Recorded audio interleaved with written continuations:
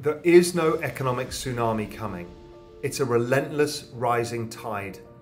And when you look back, you go, oh my God, it's gone up further and further and further. Everyone waiting for the tsunami, if we didn't get it in March 2020, we're never going to have it at all. So you have to realize that there's something different. Sadly, many impoverished nations are ill-equipped to withstand the far-reaching implications that will come as a result of the terrible economic catastrophe that the developing world is about to experience. The effects will be felt in society and politics in addition to the financial realm. Imagine living in a world where basic necessities like fuel and medicine are becoming increasingly difficult to find, where electricity is being cut off due to sky-high expenses, and where rising food prices are consuming a sizable chunk of the poor people's meager salaries. When things are so bad, all it takes is one small spark to start a major uprising. The demise of society due to an economic crisis can be seen in action in Sri Lanka.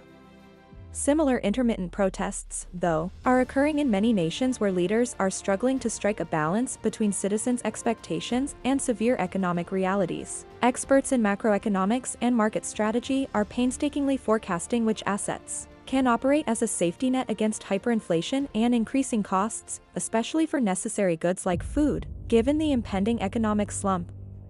While bartering and trading are probably going to come back into fashion, many people think that gold, a traditional safe haven asset, will increase in value dramatically compared to its present value.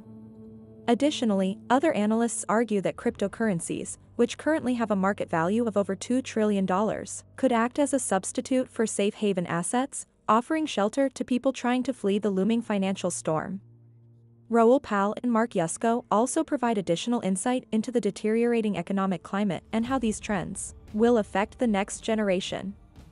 As you watch the video, kindly support his work by giving it a like, becoming a subscriber, and leaving comments in the section below. So let me put it in the perspective for others to understand what this means. A millennial and a boomer, father and son. The father, when he was 30 years old, was about 1980, 81. Then they had record low valuations for the stock market, a P of 7. Record high interest rates, so he saved money to stick it in bonds, made 18% or 15%. Record high credit on corporate debt and really cheap property. So the baby boomer had this huge set of opportunities ahead of him. And gold was pretty cheap too, but was going up quite rapidly. So when you look at the percentage of those assets that they could buy with their wages, we get a number. Cut forward to the son, 32 years old, 2021.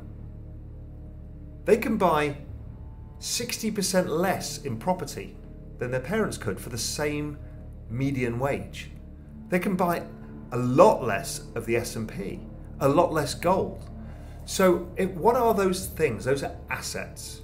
The price of milk must be about the same, but it's the assets. Why assets count is assets are where you save. Those are the things you own that go up in the future and you release the money from, and that's your return on investment. But a young person now can make a lot less investments than their parents could. That is what is going on slowly over time. Your share is becoming less. And that is what's driving the rich-poor divide, because the rich all get access to this free money and can buy more of these assets that go up. The more they go up, the richer they get. The guy on the median income who's 32 years old can't own any of that stuff. It all really started in around 2000 when that bubble popped. The Federal Reserve decided that the only way forward was to use interest rates to drive kind of demand. And it was a massive debt boom that followed. That debt boom, as we know, blew up in 2008. And for many of us in the macro world, that was something that we could see. It was pretty obvious it was going to happen. I was one of the people at the core of that, predicting what's going on. And many of the famous people in the Big Short were kind of subscribers of my research service, the Global Macro Investor. We kind of all knew it was happening, but people in the street didn't. So people would come up to me and say, well, why don't we know? And I realized that that information hadn't really got out there. And I realised that I had access to information other people didn't have. And it wasn't fair. And after Occupy Wall Street, the rise of populism, you knew that the power had to be given to the people. The democratization of information was vital. After 2008, I realised that the problems hadn't gone away. The same problems were there. And all the central bank had done was generate more debt by generating lower interest rates. And now they'd started quantitative easing, which is basically the printing of money to try and hide those debts. And it became clear to many of us that the next recession was going to be a big problem. If 2008 was bad, the debt burden was getting bigger and bigger and bigger, so something bad was going to break. The average price of gas that I put in my car was 31 cents. Now, I visited my son here over the weekend, and to get a gallon of gas now here is $4.31. It's the same gallon of gas. It does the exact same thing. In fact, arguably it's a little less good because now it has some ethanol in it, so it's not quite as combustible as it used to be. The gas hasn't changed in that 40 years. What's changed is the currency is less valuable. And part of the story of Bitcoin is that as well. Is when we talk about Bitcoin, we don't talk about Bitcoin in isolation. We talk about Bitcoin priced in dollars. When we talk about the stock market, we don't talk about the stock market price in isolation. We talk about it priced in dollars. So when the nominal value of something increases, sometimes it's not because the value of that asset is rising, it's that the value of the currency you're denominating it is falling. And so it's that subtle, slow, again, theft. And what's really interesting is it's like the tail of the boiled frog, right? If you drop a frog in hot water, it will jump right out. But if you put it in cold water and slowly turn up the heat, its muscles will relax to the point where when it gets to the boiling point, it won't be able to jump out. And that's kind of what happens with this slow, insidious devaluation of the currency. So again, the government job is to extract the wealth from the people that create the wealth, the labor, and they do that through this tax of inflation. Governments will always profligately spend, right? That's what governments do best, is they spend money. And empires rise, governments become more and more powerful, they become more and more concentrated at the top with their cronies, and then empires get so indebted that they have four choices. They can pay the debt back, they can restructure it, they can default on it, or they can devalue it. Well, they can't pay it back because there's not enough revenues, kind of like today, where we're seeing the budget deficit widen and widen and widen. They could restructure it. Well, who's going to take the deal? No one. Okay? They could default on it. Well, if you do that, then you get kicked out, so they can't do that. So the only choice is to devalue. And when you devalue, eventually you devalue so far that the empire fails. Right? The Roman Empire, the Ottoman Empire, the British Empire, every empire.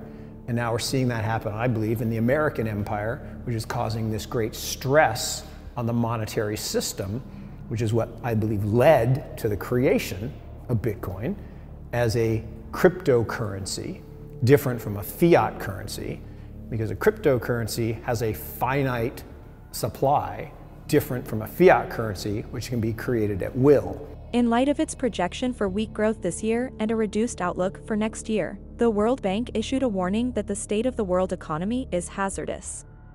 In its assessment on the state of the world economy, the organization anticipated that the global gross domestic product, or GEP, would increase by 2.3% this year, which is higher than the 1.7% prediction it made in January, but still much lower than the 3.1% increase seen the previous year. It decreased its prediction for 2024, going from a growth of 2.7% to 2.4%. According to the analysis, the rate of economic growth in wealthy nations would weaken in 2024 and then slow to 0.7% this year, from 2.6% in 2022. It predicted that the US would only grow by 0.8% in 2023, from its previous 1.1% growth. The steep increase in interest rates over the previous 1.5 years was mostly to blame, according to the World Bank. Other than China, emerging markets and developing economies (EMDE) are projected to grow by 2.9%, which is less than the 4.1% seen in 2017. It is well known that those nations are dealing with the concomitant shocks of the COVID-19 epidemic, the conflict in Ukraine, and the abrupt recession in the context of challenging global financial conditions. The chief economist and senior vice president of the World Bank, Intermittent Gill, stated that even at the end of 2024, one-third of the developing world's per capita income levels won't be as high as at the end of 2019 prior to the pandemic. For over one-third of the nations in the globe, he claimed, it equates to 5 lost years. The globe appears to be preparing for a very difficult period. What steps have you taken to avoid becoming snagged in the roost? Please share your thoughts in the section below. Don't forget to subscribe, like, and enable alerts. Thank you for watching.